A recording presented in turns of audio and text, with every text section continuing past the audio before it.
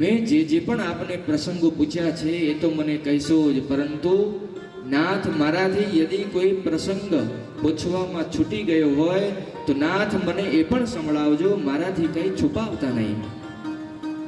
અને અહીંયા એક બહુ અદ્ભુત વાત છે. માએ જેવું જ ભગવાન શંકરજીને રામજીના વિષયમાં પૂછ્યું તો ભગવાન શંકરજીના હૃદયમાં રામજીનું આખું ચરિત્ર પ્રગટ થઈ ગયું. આ બહુ જ સૂક્ષ્મ વિષય છે મા બાપ. જે પ્રકારે આપ કલ્પના કરો, આપ કોઈ વ્યક્તિનું યદિ નામ લો તો નામ લેતા જે વ્યક્તિનું તમને સ્મરણ પણ થઈ જશે. જે પ્રકારે કોઈ આપણા ઘરમાં કોઈ મહેમાન આવવાના હોય તો આપણે અમારા મામા આવવાના હોય ને અમારા ઘરે તો અમે આનંદિત થઈ જઈએ. કેમ? તો મામા આવી રહ્યા છે, આનંદ આવશે આજે. હજી મામા ટ્રેનમાં બેઠા નથી, પરંતુ એમનું ચરિત્ર પહેલા ઘરે આવી ગયું. અને એ જ પ્રકારે યદિ કોઈ દુષ્ટ માણસને આવવાની સૂચના મળી જાય તો આપણે દુઃખી પણ થઈ જઈએ છીએ કે એ કેમ આવી રહ્યા છે. કહેવાનો અર્થ મા બાપ, નામ સ્મરણમાં આવવાથી ચરિત્રનો પણ બોધ થાય છે. ભગવાન શંકરજીએ જેવું જ રામજીનું નામ સાંભળ્યું તો ભગવાન શંકરજીના હૃદયમાં હર હિય રામ ચરિત સબ આયે પ્રેમ પુલક લો જન જલ છાયે. ભગવાન શંકરજીનું એક નામ છે હર. શું નામ છે? હર. જે પ્રકારે ભગવાન નારાયણનું એક નામ છે હરિ, એ જ પ્રકારે ભગવાન શંકરજીનું પણ એક નામ છે હર. અને આને જ હરિ અને હરનું મિલન કહેવાય છે. તો રામજીનું ચરિત્ર જેવું હૃદયમાં આવ્યું, ભગવાન શંકરજીને રામજીના હૃદયમાં દર્શન પણ પ્રાપ્ત થઈ ગયા. અને જો તમને એક વાત નિવેદન કરું કે ભગવાનના સ્વરૂપના પાછળ પછી પડો, પહેલા ભગવાનના નામની પાછળ પડો. કેમ નામની પાછળ મહારાજ? તો ભગવાનનું જે સ્વરૂપ છે એ સ્વરૂપ ભગવાનના નામના અધીન છે. દેખી રૂપ નામ અધીન.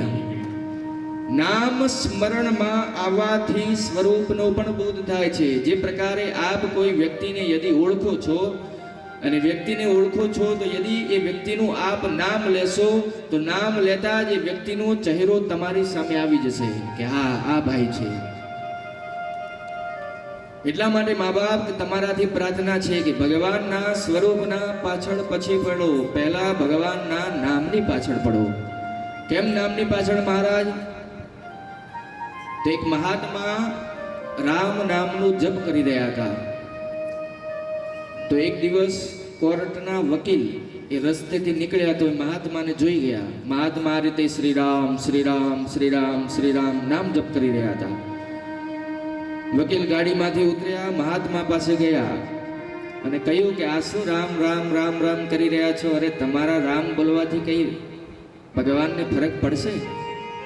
આખો દિવસ રામ રામ રામ રામ, બીજો કોઈ કામ ધંધો કરો. આ શું રામ રામ રામ બોલી રહ્યા છો? આ રામ રામ તમે અહીંયા ધરતી ઉપર બોલી રહ્યા છો, ભગવાન ક્યાંય બેઠા છે, ભગવાનને તમારું રામ નામ સંભળાશે? રામ નામ બોલવાથી કોઈ ફરક નહીં પડે. તો એ મહાત્માને એટલો બધો ગુસ્સો આવ્યો કે મહાત્માએ ગાળ બોલી દીધી એ વકીલને. અને નાની મોટી ગાળ નહીં, બહુ મોટી ગાળ બોલી દીધી. વકીલ ગયો પોલીસ સ્ટેશનમાં, પોલીસ કેસ કર્યો. કોર્ટમાં જજે સુનાવણી કરી. મહાત્મા અને વકીલને બંને બોલાવ્યા, કઠહેરીમાં ઊભા રાખ્યા. જજે પૂછ્યું કે મહાત્મા તમે આમને ગાળ બોલી હતી? મહાત્મા બોલ્યા કે હા, અને એ પણ નાની નહીં મોટી ગાળ બોલ્યો હતો.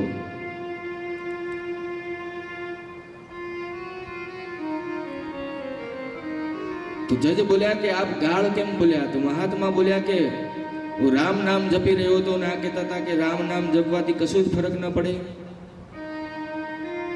તો મારો ગાળો બોલવાથી કઈ ફરક પડશે? તો ગાળો બોલવાથી શું થઈ ગયું? મેં તો ખાલી ગાળ જ બોલી છે. તો જજ બોલ્યા કે અરે ગાળ બોલીને તમે આ વકીલનું અપમાન કર્યું છે. મહાત્મા બોલ્યા કે પૂછો આ વકીલને, હું જ્યારે રામ નામનું નામ જપ કરી રહ્યો હતો તો આ કહેતા હતા કે રામ નામ બોલવાથી કશું જ ભગવાનને ફરક નહીં પડે, તો હું તો ગાળ હવામાં બોલ્યો છું, આમને ક્યાંથી ફરક પડી ગયો? હું ગાળ હવામાં બોલ્યો છું, ગાળ આમને નથી બોલ્યો, તો આમને કેમ ફરક પડી ગયો? અને યદી એક ગાળ બોલવાથી આ માણસને ફરક પડી જાય મા બાપ, તો રામ નામ બોલવાથી એક દિવસ રામજીને પણ ફરક પડશે અને એક દિવસ રામજી પણ તમારા ઉપર અવશ્ય કૃપા કરશે. આપ સમજી રહ્યા છો વાતને? એટલા માટે મા બાપ તમારાથી પ્રાર્થના છે કે નામના અધીન રહો. શંકર ભગવાનના હૃદયમાં રામજીનું ચરિત્ર આવ્યું અને આવવાની સાથે જ ભગવાન શંકરજી સમાધિમાં જતા રહ્યા.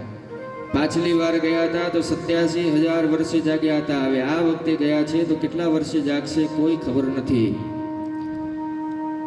ગોસ્વામીજી કહે છે, મગન ધ્યાન રસદંડ જુગ પુનિ મન બોહર કીની. 2 દંડ એટલે કે 48 મિનિટ બાદ ભગવાન શંકરજી સમાધિમાંથી બહાર આવ્યા. સમાધિમાંથી બહાર આવ્યા બાદ ભગવાન શંકરજી માં પાર્વતીજીના સન્મુખ સૌથી પહેલા મંગલાચરણ કર્યું. શું કર્યું? જોરથી બોલો. મંગલાચરણ કર્યું. આપણે જે રોજ મંગલાચરણ કરીએ છીએ એ જ પ્રકારે ભગવાન શંકરજી સમાધિમાંથી બહાર આવ્યા બાદ માં પાર્વતીજીના સન્મુખ મંગલાચરણ કર્યું. આ ચોપાઈ તમને પણ આવડે છે, સાથે સાથે ગાજો. ભગવાન શંકરજી કહે છે, એ જી મંગલ ભવન મંગલ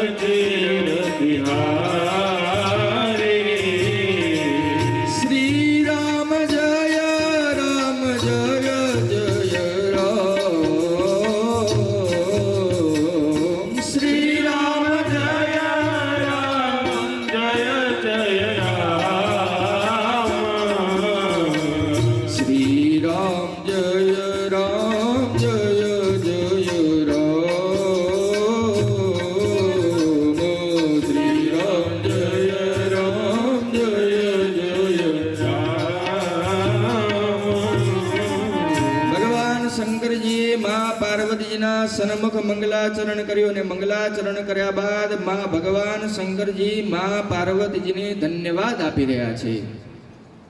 ધન્ય ધન્ય ગિરિરાજ કુમારી તુમ સમાન નહીં કો ઉપકારી. હે ભવાની આપ ધન્ય છો.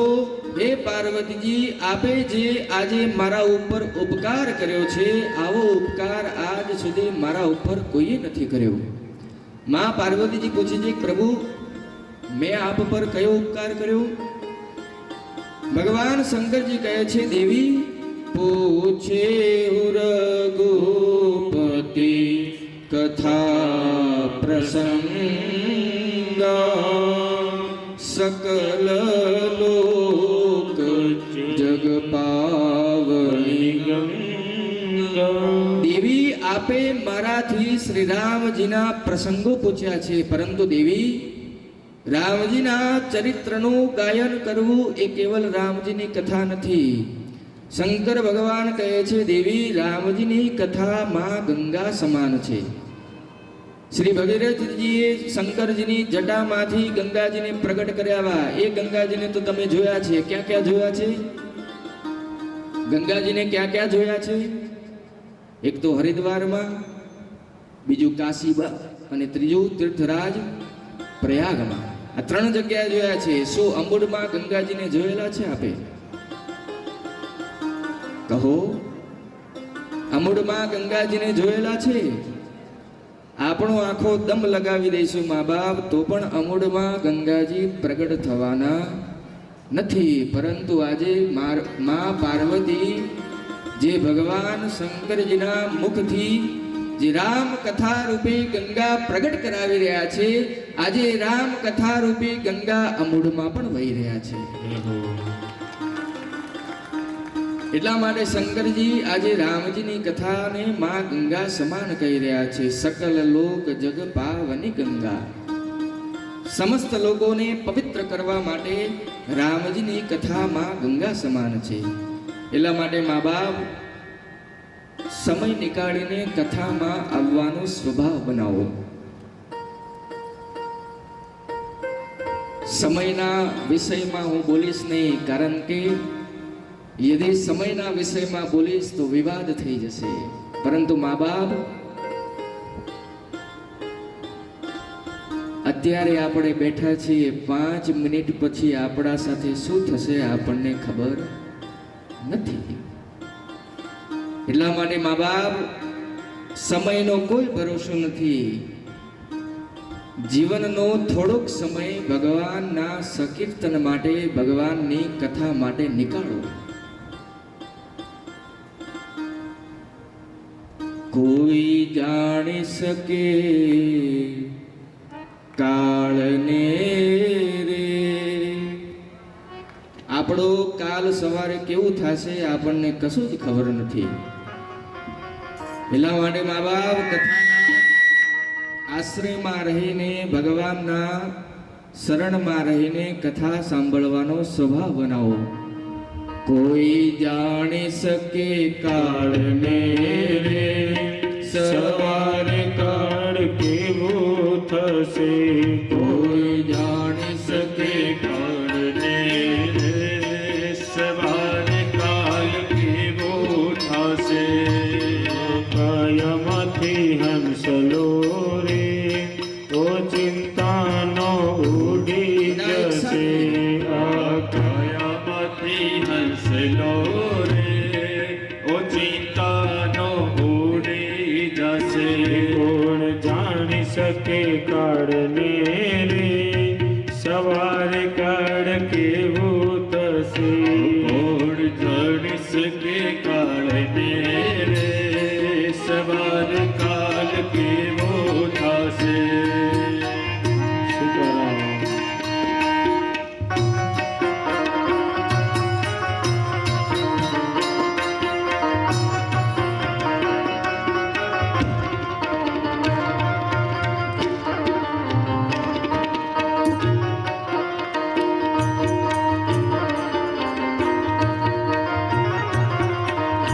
તારા મોટા મોટા બંગલાને, મોટરને ગાડી વાડી. તારા મોટા મોટા બંગલા, મોટરને ગાડી વાળી. તારા મોટા મોટા બંગલાને, મોટરને ગાડી વાડી. તારા મોટા મોટા બંગલાને, મોટરને ગાડી વાળી.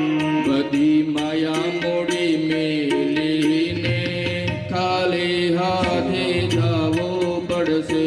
બધી માયા મૂડી મેલીને ખાલી હાથે જાવું પડશે.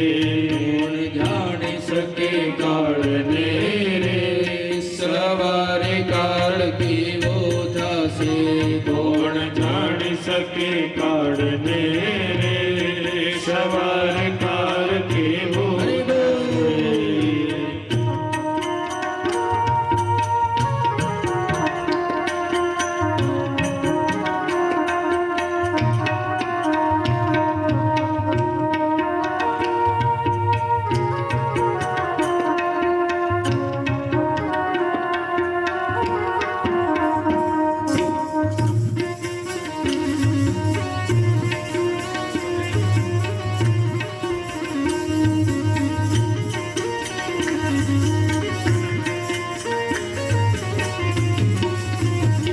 તારો દેહ રૂપાળો રે, નહીં રાખે ઘરમાં ઘડી. તારો દેહ રૂપાળો રે, નહીં રાખે ઘરમાં અગડી. તારો દેહ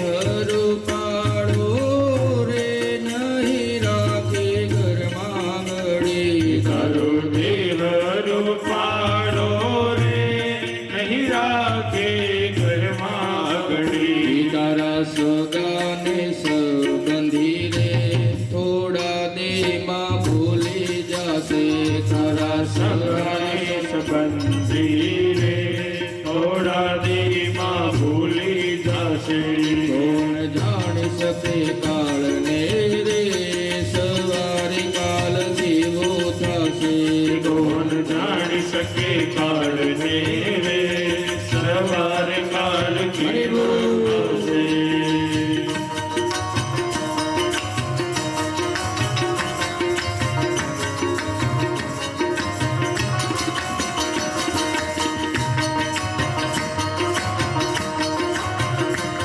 सीताराम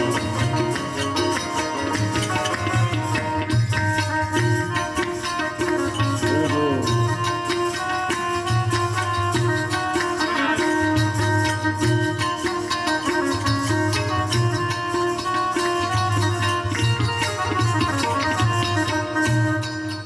કોણ જાણી શકે કાળને રે સવારે કાળ કેવું થશે મા બાપ સમય નીકાળીને પોતાના પરિવાર સાથે કથામાં આવવાનો સ્વભાવ બનાવો. કારણ કે શું ખબર કાલે આપણી સાથે શું થવાનું છે.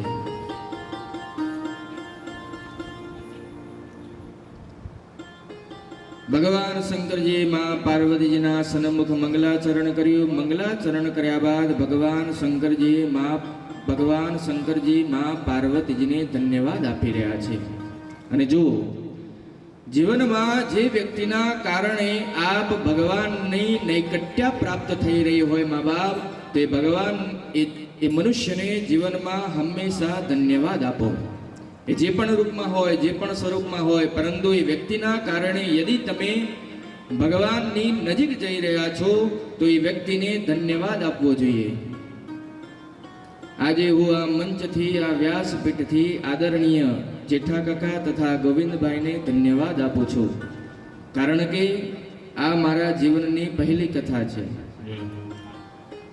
અને મારી આ કથાની વાત મેં સૌથી પહેલા એમને કરી, અને એમને મારા ઉપર કોઈ પણ સંશય કર્યા વગર કે મહારાજ તમે કઈ કથા કરશો, શું કથા કરશો, લોકોને આનંદ આવશે કે નહીં આવે, આ કોઈ પણ પ્રકારનો સંશય કર્યા વગર મારી આ કથાની વાતને મીટિંગમાં રાખી અને આપ સૌના સહકારથી મને આ રામજીની કથા ગાવાનો અવસર પ્રાપ્ત થયો.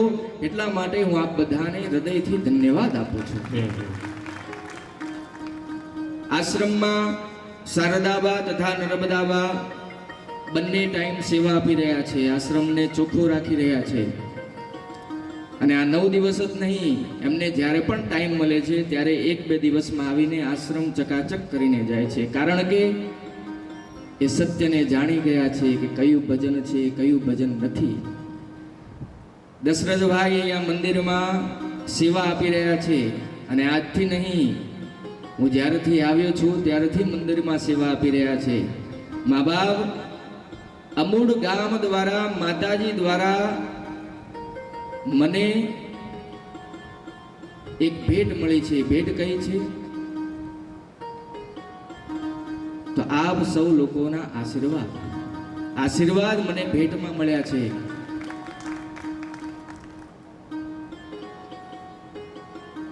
તો ભગવાન શંકરજી માં પાર્વતીજીને ધન્યવાદ આપ્યો. ભગવાન શંકરજી માં પાર્વતીજીથી કહે છે, દેવી આપે મારાથી કહ્યું કે આપને કોઈ સંશય છે, પરંતુ હું કહું છું મમો વિચાર કછું નહીં. દેવી મારા નાતે આપનો સંશય છે અને ના તો આપને કોઈ બ્રહ્મ છે. આપ જગદંબા છો. આપે જાન બુજીને મારાથી રામજીની કથા પૂછી છે. કારણ કે આગળ ચાલીને આખું જગત આ રામજીની કથા સાંભળશે. આપ પોતાની સંતાનોનું ઉદ્ધાર કરવા માંગો છો, એટલા માટે આપે જાન બુજીને મારાથી રામજીની કથા પૂછી છે. પરંતુ દેવી રામજીની કથા બહુ જ અનંત છે. રામજી પણ અનંત છે. ભગવાન શંકરજી કહે છે, દેવી રામજી અનંતમાં પણ અનંત છે. રામ નામ ગુણ ચરિત સુહાય, જન્મ કરમ અગણિત શ્રુતિ ગાય. જથા અનંત રામ ભગવાના, તથા કથા કીર્તિ ગુણ નામ. અને હું તમારાથી એક વાત નિવેદન કરું. ભગવાનના વિષયમાં યદિ કોઈ કથા સંભળાવી રહ્યું છે અને યદિ તમે કથાને નથી સાંભળી, તો મા બાપ એવું ન કહીશો કે મહારાજ ખોટી કથા સંભળાવી રહ્યા છે. શું ખબર કોઈ કાળમાં કોઈ યુગમાં એ કથા થઈ ગઈ હોય અને તમને એ કથા સાંભળી ન હોય અને તમને એ કથા ખબર ન હોય. દક્ષિણ ભારતની એક અદ્ભુત વાત નિવેદન કરું. દક્ષિણ ભારતમાં એક મહાત્મા હતા. એ મહાત્માનો એવો સ્વભાવ કે રોજ શ્રી રામચરિત માનસજીને વાંચે અને વાંચતા વાંચતા જ્યારે રામજીને વનમાં જવાનો સમય આવે, વનમાં જવાની ચોપાઈ આવે, ત્યારે મહાત્મા ત્યાં બંધ જ કરી દે ચોપડીને અને ત્યાં ધ્રસકે ધ્રસકે રડવા લાગે. આ રોજનું કાર્ય એવું. આ અમનું રોજ કાર્ય હતું કે રોજ શ્રી રામચરિત માનસજીને વાંચે અને જ્યારે રામજી વનમાં જવા લાગે તો એ મહાત્મા ધ્રુસકે ધ્રુસકે રોવા લાગે. તો બન્યું એવું કે એક દિવસ એટલા બધા ભાવમાં જતા રહ્યા કે રામજી જ્યારે વનમાં જઈ રહ્યા છે તો આ બાજુ મહાત્મા રોવા લાગ્યા અને રોતા રોતા એમને 10 દિવસ થઈ ગયા. એક જ રૂમમાં રોતા રોતા 10 દિવસ થઈ ગયા. ન કશું ખાધું, ન કશું પીધું. એ મહાત્મા એટલા બધા વિકલ થઈ ગયા કે વિકલતાના કારણે સ્વયં પ્રભુ શ્રી રામજી એમને દર્શન આપ્યું અને કહ્યું કે મહાત્મા આપ શા માટે રડી રહ્યા છો? મહાત્માએ કહ્યું, પ્રભુ આપ વનમાં જઈ રહ્યા છો એટલા માટે હું રોઈ રહ્યો છું. આપ મને કોઈ એવી કથા પ્રદાન કરો કે જેમાં આપ વનમાં જાઓ જ નહીં. આપ વનમાં ગયા વગર જ રાવણનો અંત કરી દો અને અયોધ્યાના રાજા બની જાઓ. મને એવી કોઈ કથા પ્રાપ્ત કરાવો પ્રભુ, નહીં તો હું આ કથા વગર રહી નહીં દઈશ. હું આ કથા ઉપર મારા પ્રાણના ત્યાગ કરી દઈશ. ત્યારે રામજી કહ્યું કે આપ મારા જમણા અંગૂઠા ઉપર પગ મૂકો. તો જમણા અંગૂઠાને એ મહાત્માએ પગ લગાડ્યો. તો રામજીના જમણા પગના અંગૂઠામાંથી એક વૃક્ષ ઉત્પન્ન થયું અને વૃક્ષના જે ડાળખા હતા, જે પત્તા હતા, એ પત્તામાં રામજીની બધી જ બાળ લીલાઓનું કથન લખેલું હતું. બધી જ બાળ લીલા. રામજીએ બાળ લીલામાં આ કર્યું, આ કર્યું, આ કર્યું. રામજીનું આખું નવું ચરિત્ર એ વૃક્ષમાં પ્રગટ થઈ ગયું. રામજી કહ્યું કે હવે આપ રહશો નહીં, હવે આપ મારી બાળ લીલાના ચરિત્રનું જ ગાયન કરજો અને આમાં બાળ લીલાઓ જ લખેલી છે. તો મા બાપ આજે પણ દક્ષિણ ભારતમાં એ રામજીનું ગ્રંથ હજી પણ એની કથા થાય છે દક્ષિણ ભારતમાં. તો કહેવાનો અર્થ કે ભગવાનના વિષયમાં યદિ કોઈ કથા સંભળાવી રહ્યું છે અને યદિ એ કથા તમે નથી સાંભળી તો એવું ન માનશો કે મહારાજ ખોટું બોલી રહ્યા છે. કોઈ કાળમાં કથા વીતી ગઈ હોય, કારણ કે રામજી અનંત છે તો રામજીની કથાનો પણ કોઈ પાર લાગવા વાળો નથી. રામજી અનંત છે, રામજીની કથા પણ અનંત છે. જથા અનંત રામ ભગવાના તથા કીર્તિ ગુણ નાના. શંકર ભગવાને કહ્યું, દેવી આપે મને કથા પૂછી, હું આપને અવશ્ય કથા સંભળાવીશ, પરંતુ દેવી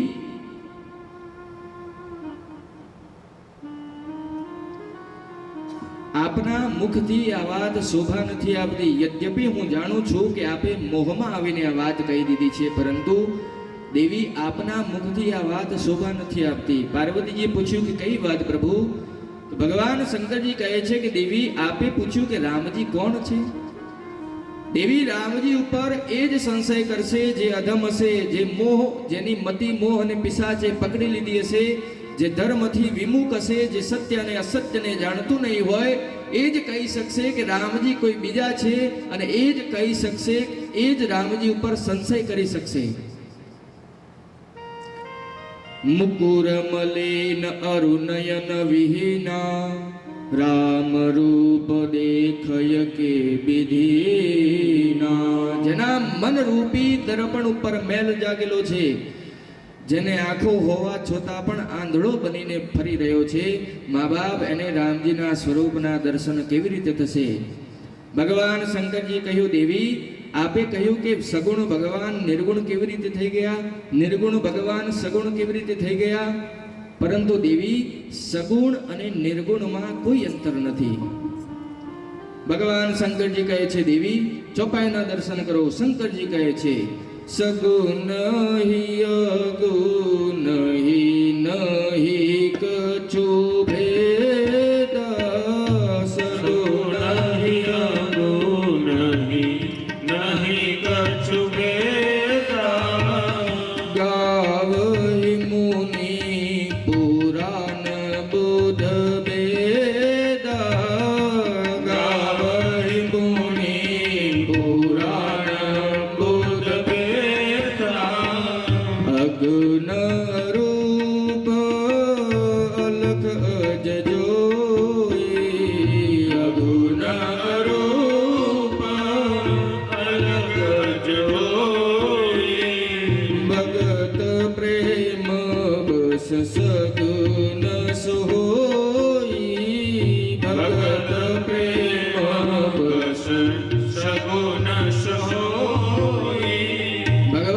શિવે માં ભવાનીજી કહ્યું, દેવી સગુણ ભગવાન અને નિર્ગુણ ભગવાનમાં કોઈ અંતર નથી. કેવી રીતે અંતર નથી મહારાજ? તો જે પ્રકારે પાણી અને બરફમાં અંતર નથી. જે પાણી છે એ જ બરફ છે અને જે બરફ છે એ જ પાણી છે. આવું નથી કે બરફ અલગ છે પાણી અલગ છે. જે બરફ છે એ જ પાણી છે અને જે પાણી છે એ જ બરફ છે. પરંતુ પાણી બરફ બન્યા પછી એને આકાર મળી જાય છે. તો ભગવાન શંકરજી કહ્યું, દેવી ભગવાન પણ નિરાકાર છે. ભગવાનનું કોઈ સ્વરૂપ નથી હોતું. પરંતુ દેવી ભગવાનને જ્યારે ધરતી ઉપર રહેલા ભક્તો ભગવાનને દેખવાની ઈચ્છા કરે છે ત્યારે ભગવાન વિવિધ રૂપ ધારણ કરીને આ ધરતી ઉપર અવતાર લે છે અને આ જ ભગવાનનો અવતાર કહેવાય છે. ભક્તે કલ્પના કરી કે મારા ભગવાન હાથમાં ધનુષ અને બાણ લઈને પ્રગટ થવા જોઈએ. તો ભગવાન એ ભક્તની સામે ધનુષ બાણ લઈને પ્રગટ થઈ જાય છે. વૃંદાવનની એક અદ્ભુત વાત નિવેદન કરું તમને કે જ્યારે ગોસ્વામી તુલસીદાસજી મહારાજ શ્રીધામ વૃંદાવન ગયા, તો વૃંદાવન ગયા પછી ગોસ્વામી તુલસીદાસજી મહારાજ એક કનૈયાજીનું મંદિર હતું એમાં દર્શન કરવા ગયા. તો દર્શન કરવા ગયા તો આ રીતે પ્રણામ કર્યા. તો ત્યાંના પૂજારી શ્રી હતા, એમને કહ્યું કે આ રીતે પ્રણામ નહીં, દંડવત પ્રણામ કરો. તો ગોસ્વામી તુલસીદાસજી મહારાજે કહ્યું કે હું બધી જગ્યાએ દંડવત પ્રણામ નથી કરતો.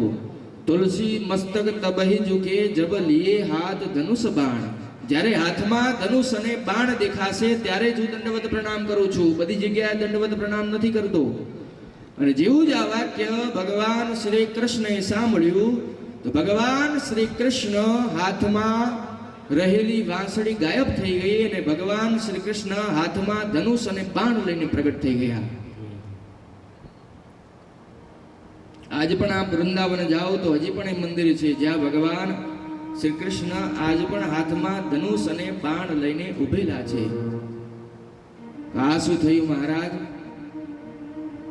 તો મા બાપ ભગવાન આવા તો ઈચ્છે છે પરંતુ આપણે ભગવાનને બોલાવતા નથી. આવું નથી કે ભગવાન આવતા નથી, પરંતુ મા બાપ આપણે ભગવાનને બોલાવતા જ નથી. ભગવાનને કેવી રીતે બોલાવાય? આવો દર્શન કરીએ. પ્રભુ શ્રી વડાવી સજ કરુને ઘેરે આવો રે.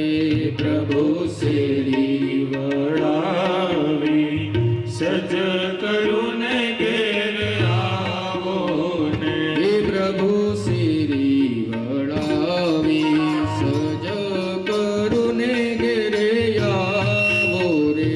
પ્રભુ શ્રી વધાવો બધા બે ઘડી ભગવાનના નામના ગરબા કરી લઈએ. ઘેર આવો જય હો.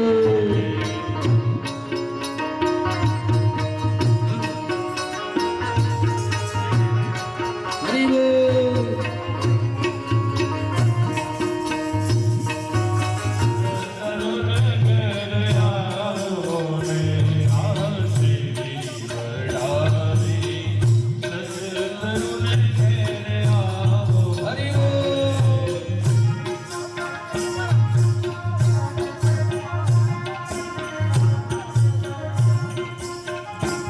શ્રી રામ.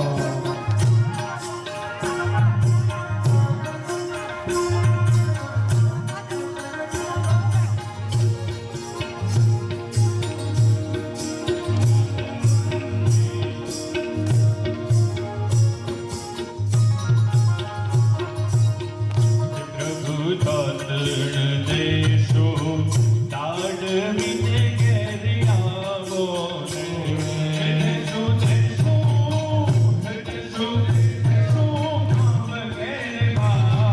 પ્રભુ ઘેર આવો ને. સજ કરુને ઘેર આવો ને. આવો ને.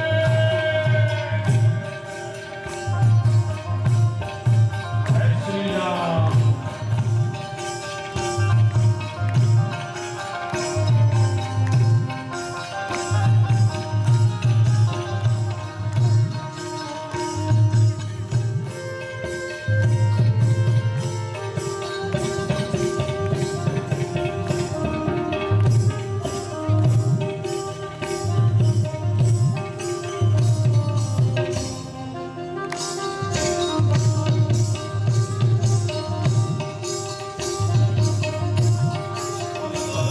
દ્વારકાનો નાથ મારો રાજા રણ છોડ છે. એણે મને માયા મારો રાજા રણ છોડ છે. એને મને માયા લગાડી રે દ્વારિકાને માયા લગાડી રે. દ્વારકાનો નાથ મારો રાજા રણ છોડ છે. એણે સવામણ સોનો માથે અધમાન રૂપ.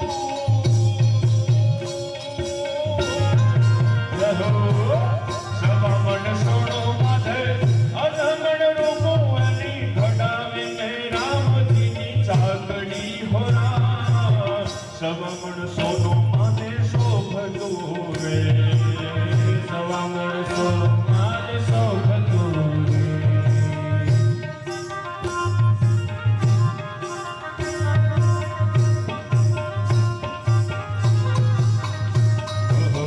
સવામણ સોનો ને અધમણ રૂપો. સવામણ સોનો ને અગમણ રૂપો એની ઘડાવી મેં રામજીની ચાકડી. એની ગળાવીને રામજીની ચાકડી. ઓ રામજીની ચાકડી શોભતી હોરા. રામજીની ચાકડી શોભતી હો રામ. ઓ રામજીની ચાકડી શોભતી હોરા. હો રામજીની ચાકડી શોભતી હો રામ. મેરો તો આનંદ આવશે હોરા. મેરો તો આનંદ આવશે રામ.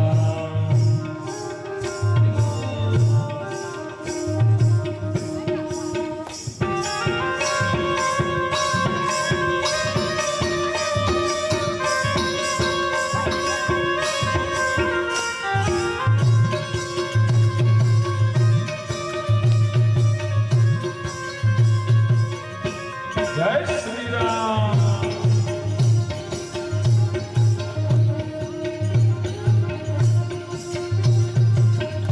ઓ રામજીના નામની હો માળા છે હાથમાં. રામજીના નામની હો માળા છે હાથમાં. રામજીને નામની હો માળા છે ડોકમાં. નામની હો માળા છે હાથમાં. જૂઠું બોલાય નહીં, જૂઠું લેવાય નહીં. જૂઠું બોલાય નહીં, જૂઠું લેવાય નહીં. રામજીની નામની હો માળા છે ડોકમાં. રામજીના નામની હો માળા છે ડોકમાં.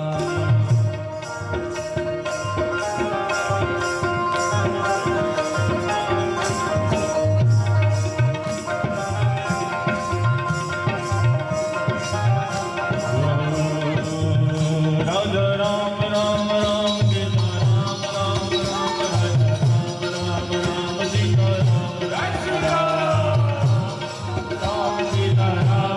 રાજા રામ રામ રામ સીતા રામ રામ રામ. રામ સીતા રામ રામ રામ. રાજા રામ રામ રામ સીતા રામ રામ રામ. રાજા રામ રામ રામ સીતા રામ રામ રામ. રાજા રામ રામ રામ સીતા રામ રામ રામ. રાજા રામ રામ રામ સીતા રામ રામ રામ. રાજા રામ રામ રામ સીતા રામ રામ રામ. રાજા રામ રામ રામ સીતા રામ રામ રામ. રાજા રામ રામ રામ સીતા રામ રામ રામ. રાજા રામ રામ રામ સીતા રામ રામ રામ. રાજા રામ રામ રામ સીતા રામ રામ રામ. રામ રામ રામ સીતા રામ રામ રામ. રાજા રામ રામ રામ સીતા રામ રામ રામ. રાજા રામ રામ રામ સીતા રામ રામ રામ. રાજા રામ રામ રામની સાથે રાખી અયોધ્યા ધારી રામ કૃપાલા સંતાના. રામ કૃપાલા સંતાના. રામ કૃપાલા સંતાના. હે રામ કૃપાલા સંતાના. જય જય શ્રી રામ. જય જય શ્રી રામ. જય જય શ્રી રામ. પ્રભુ શ્રી વળાવી આજ પણ મળી જાય છે અને કોના સામે આવે છે ભગવાન? જે વાસ્તવમાં ભગવાનને દેખવા ઈચ્છે છે. શંકર ભગવાને કહ્યું, દેવી, ભગવાન કેવલ ભગતના પ્રેમના કારણે ભગત પ્રેમ બસ સગુન સહોહી. અને જો ભગવાન દેખાતા નથી તે ભગવાનમાં દોષ નથી, એ આપણામાં દોષ છે. અમે જ્યારે નાના હતા ત્યારે પૂનમના ચંદ્રને આમ આંખો દબાવીને દેખતા. આપ જુઓ કેવું દેખાય છે. આ રીતે ઉપરથી આંખ દબાવો છે, બે બે દેખાશે. તો યદિ આંખ દબાવવાથી ચંદ્રમા બે બે દેખાઈ રહ્યા છે મા બાપ, તો એ ચંદ્રમામાં દોષ નથી, એ આપણા જોવામાં દોષ છે. આ જ પ્રકારે ભગવાન તો એક જ છે મા બાપ, પરંતુ આપણામાં દોષ છે કે આપણને ભગવાનમાં ભેદ દેખાય છે. શંકર ભગવાને કહ્યું, દેવી, ભગવાનના સ્વરૂપને કોઈ નથી જાણતું. વેદ ભગવાન પણ ભગવાનના સ્વરૂપને પોતાના અનુમાનથી કહે છે. શું કહે છે? बिनु पद चलहि सुनहि बिनु काना, बिनु पद चलहि सुनहि बिनु काना, कर बिनु कर्म करहि विधि नाना, कर बिनु कर्म करहि विधि नाना, आनन रहित सकल रस भोगी, आनन रहित सकल रस योगी, बिनु बानी बकता बड़ जोगी, बिनु बानी बकता बड़ जोगी, तनु बिनु परस नयन बिनु देखा,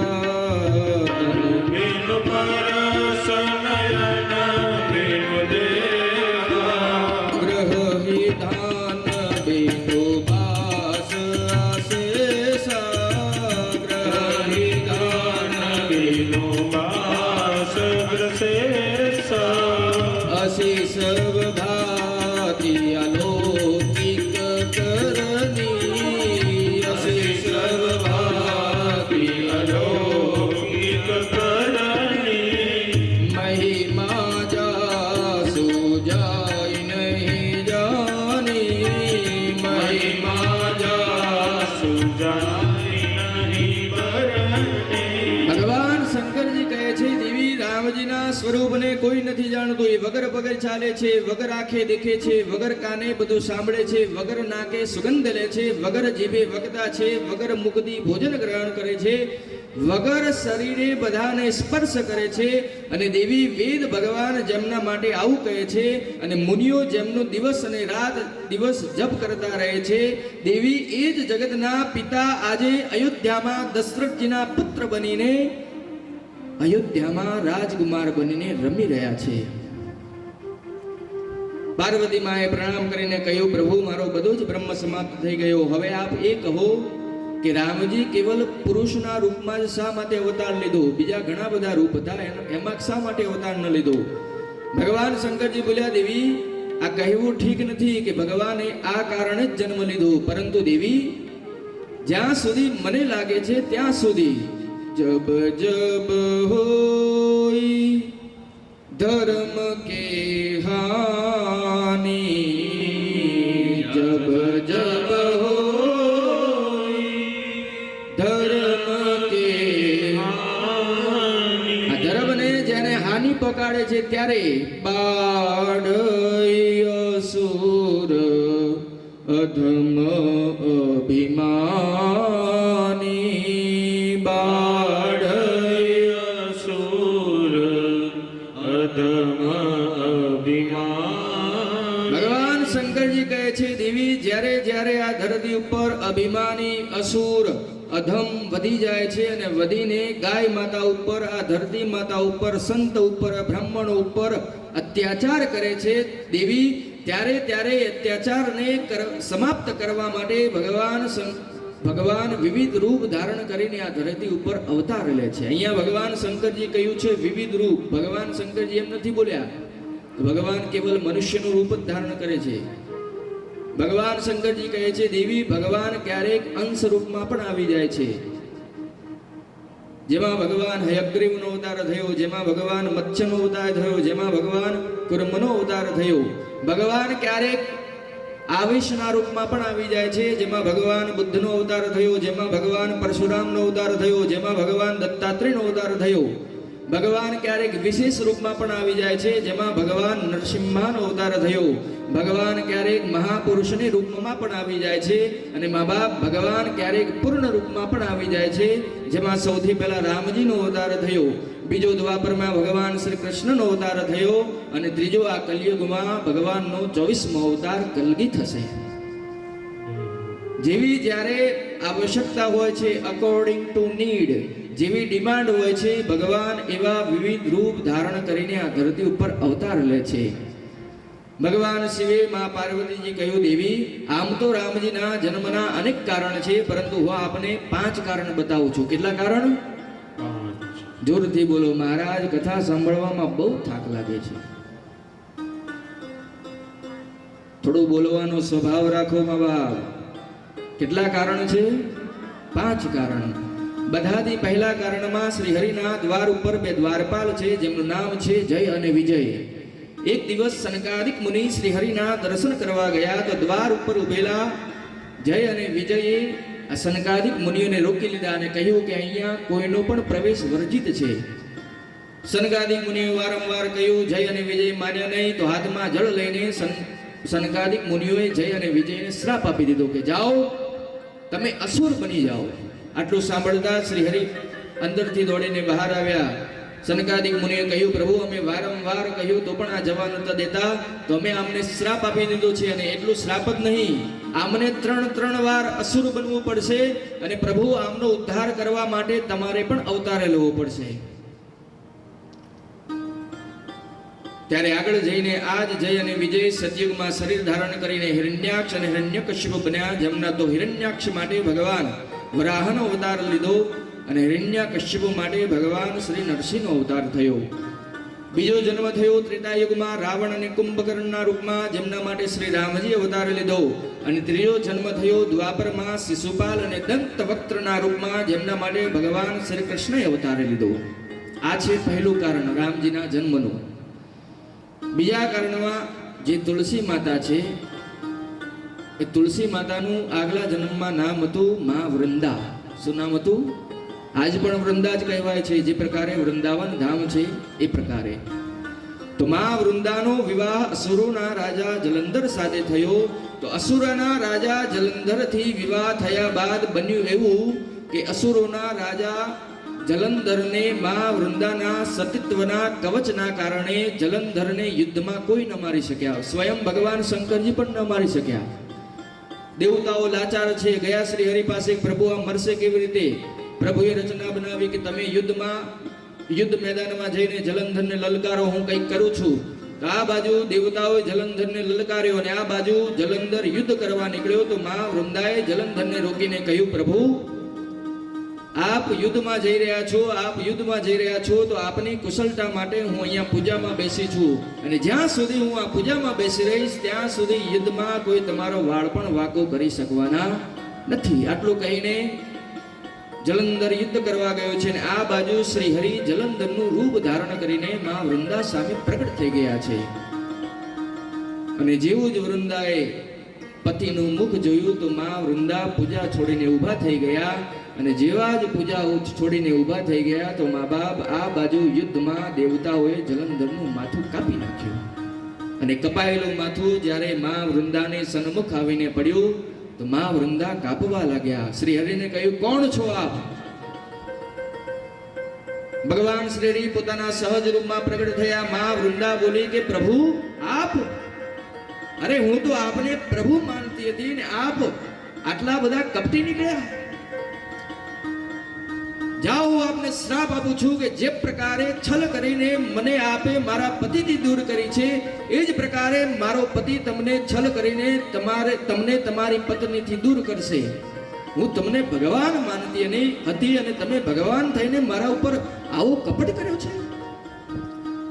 જાઓ આપને શ્રાપ આપું છું કે આપ આ રૂપમાં રહેવા લાયક નથી, આપ પાષાણ હૃદયના છો, આપ પાષાણ થઈ જાઓ. આટલું કહેતા જ ભગવાન શ્રી હરિ શાલિગ્રામ થઈ ગયા, પથ્થરના થઈ ગયા. અને ત્યાં જ ભગવાન શ્રી હરિનો બીજો અવતાર થયો શાલિગ્રામ અવતાર. સંસારમાં હાહાકાર મચવા લાગ્યો. લક્ષ્મીજી આદિ દેવતાઓ બધા જ પહોંચ્યા માં વૃંદાની સન્મુખ પ્રાર્થના કરવા લાગ્યા કે દેવી આખો સંસાર સમાપ્ત થઈ જશે. તો માં વૃંદાને દયા આવી તો ભગવાન શ્રી હરિને પાછું પોતાનું સહજ રૂપ પ્રગટ કરાવી દીધો. અને માં વૃંદા આટલું કરીને પોતાના જમણા પગના અંગૂઠામાંથી યોગાગ્નિ પ્રજ્વલિત કરીને માં વૃંદા એમાં બળીને ભસ્મ થઈને ખાક થઈ ગયા. અને જે બળીને ભસ્મ થયા, જે રાગથી, એ રાખમાંથી જે પહેલો છોડ ઉત્પન્ન થયો મા બાપ, એનું એ છોડનું નામ પડ્યું ભગવતી માં તુલસી. ભગવાન શ્રી હરિ વરદાન આપ્યું કે આ જ્યાં સુધી મારા ભોગમાં તુલસીનું પત્તું નહીં હોય, તુલસી દળ નહીં હોય, ત્યાં સુધી એ ભોગને ગ્રહણ નહીં કરવું. અને આટલું કહીને શ્રી હરિએ એ તુલસી દળને એક તુલસીનું પત્તું લઈને પોતાના માથા ઉપર પધરાવી દીધું. એટલા માટે આજ પણ જો શ્રી હરિના માથા ઉપર તુલસી દળ પધરાવેલા હોય છે. અરે કોઈ પરદેસી સિનારી सिर पे चढ़े हो, कोई परदेसी सिनारी सिर पे चढ़े हो. ભગવાન શ્રી હરિ માં વૃંદાને મસ્તક ઉપર સ્થાન આપ્યું. આ છે જ રામજીના જન્મનું બીજું કારણ. ત્રીજા કારણમાં નારદજીએ ભગવાનને શ્રાપ આપી દીધો. આપને વિશ્વાસ થઈ રહ્યો છે નારદજી પણ ભગવાનને શ્રાપ આપી શકે? અરે નારદજી તો દિવસ ને રાત હાથમાં તંબુરો રહીને રામ રામ રામ જપતા રહે છે, પરંતુ નારદજી આજે ભગવાનને શ્રાપ આપી દીધો. અને જુઓ, મેં તમને પહેલા દિવસ કહ્યું હતું કે મન ઉપર કોઈ દિવસ વિશ્વાસ કરવો નહીં. કરવો જોઈએ? કરવો કે ન કરવો? ન કરવો. કારણ કે મનનો કોઈ ભરોસો નથી. મન એ હાથી સમાન છે. જે પ્રકારે હાથીનો કોઈ ભરોસો નથી, એ જ પ્રકારે મનનો પણ કોઈ ભરોસો નથી. એક બહુ જ મોટા સંત થઈ ગયા પૂજ્ય શ્રી પથિકજી મહારાજ. એ પથિકજી મહારાજ એટલા બધા મોટા સંત મહાત્મા હતા, પરંતુ એમના નામ ઉપર 100 રૂપિયાની પણ સંપત્તિ નહીં. એ પથિકજી મહારાજ બહુ જ જ્ઞાની મહાત્મા હતા. અને પથિકજી મહારાજ નિત્ય પોતાની જાતને કહેતા કે અરે પથિક, તમે બહુ જ્ઞાની છો તો ઘમંડમાં ન રહેતા. કારણ કે પથિક તુમ અક્લમંદ હો પર પથિક તુમ અક્લમંદ હો પર. આપ બુદ્ધિશાળી છો તો બ્રહ્મમાં ના રહેતા કે મારા વિચારો સારા જ હશે. પથિક તુમ અક્લમંદ હો પર પથિક તુમ અક્લમંદ હો પર વિચારો પર નાઈતરાના વિચારો પર નાઈતરાના. શા માટે? તો કહા કબ મન બિગડ જાય, કહા કોઈ ભરોસો નથી મારા. વિચારો કા ભરોસા ક્યા, વિચારો કા ભરોસા ક્યા. सावधान, हम बहुत बड़े ज्ञानी हैं तो हमसे कोई भूल नहीं होगी, इस ब्रह्म से बाहर रहिएगा. कारण के नारदजी જેવા બુદ્ધિમાન સંતથી પણ ભૂલ થઈ ગઈ. નારદ ભગવાન વિષ્ણુને શ્રાપ આપી દીધો. ભગવાન શંકરજી કહે છે દેવી, નારદજી ભગવાન શ્રી હરિને શ્રાપ આપી દીધો. પાર્વતીજી પૂછ્યું પ્રભુ નારદજી શ્રાપ આપી દીધો? નારદ બુદ્ધિ વિશ્રામ સકલ વન રંજની. ના ના, નારદજી શ્રાપ ના આપી શકે. જરૂર કોઈ શ્રી હરિની ભૂલ હશે, એટલા માટે નારદજીને શ્રાપ આપવા લાગ્યો. અહીંયા દર્શન કરો, નારદજી માં પાર્વતીજીના ગુરુજી છે. એટલા માટે એમ નથી કહી રહ્યા કે નારદજીની ભૂલ છે, એમ કહી રહ્યા છે કે ભગવાનની ભૂલ છે. મા બાપ જેને માનો એને પૂરા માનો. પાર્વતીજી માં શીખવાડી રહ્યા છે કે જેને માનો એને પૂરા માનો. ભગવાન શંકરજી કહે છે દેવી આપ આ શું બોલી રહ્યા છો? એકવાર નારદજી ધ્યાનમાં બેઠા હતા તો નારદજીના ધ્યાનને કામદેવ ભંગ ન કરી શક્યા તો નારદજીને અભિમાન થઈ ગયું કે મારા ધ્યાનને કોઈ ભંગ ન કરી શક્યું. નારદજી ગયા નારાયણ નારાયણ કરતા કરતા નારાયણ પાસે જઈને કહ્યું પ્રભુ મેં આજે કામનાને જીતી લીધી, મેં આજે કામના ઉપર વશ કરી લીધો. ભગવાનને થયું કે નારદજીને અભિમાન થઈ ગયું છે અને આ અભિમાન તરત જ સમાપ્ત કરવું પડશે, કારણ કે અભિમાનને અત્યારે તરત સમાપ્ત નહીં કરીશું તો અત્યારે તો અભિમાન આવડો છે અને યદિ અત્યારે સમાપ્ત નહીં કરું તો કાલે અભિમાન વધી જશે. ભગવાને પોતાની માયાની રચના કરી, માયાનું નગર બનાવ્યું, માયા પોતાની રાજકુમારી બનાવી અને નારદજીએ એ માયાની રાજકુમારીને જોયું તો નારદજી વિચાર કરવા લાગ્યા કે આજે આ રાજકુમારી મારા હાથથી નીકળવી ન જોઈએ, કોઈ પણ પ્રકારે આનાથી વિવાહ કરવો જ છે. નારદજી વિચાર કરવા લાગ્યા કે કેવી રીતે વિવાહ થશે, આ તો આટલી બધી સુંદરી છે અને મારું તો મુખ બરોબર નથી, કેટલાય રાજકુમારો આવ્યા હશે તો મારો નંબર ક્યારે આવશે? તો નારદજી વિચાર્યું કે કેમ એક દિવસ ભગવાન પાસે પોતાનો ચહેરો ઉધાર માંગી લઉં. નારદજી ગયા ભગવાન પાસે, કહ્યું પ્રભુ આપનો ચહેરો જોઈએ છે, કાલે પાછો આપી દઈશ. પ્રભુ બોલ્યા કેમ? નારદજી બોલ્યા કે વિવાહ માટે જોઈએ છે, લગ્ન કરીને પાછો આપી દઈશ. ભગવાન બોલ્યા કે ચહેરો મારો, લગ્ન તમારો, ઉભારો આપું છું. તો ભગવાન નારદજીએ માગ્યો ભગવાનનો ચહેરો અને ભગવાને આપી દીધો વાનરનો ચહેરો.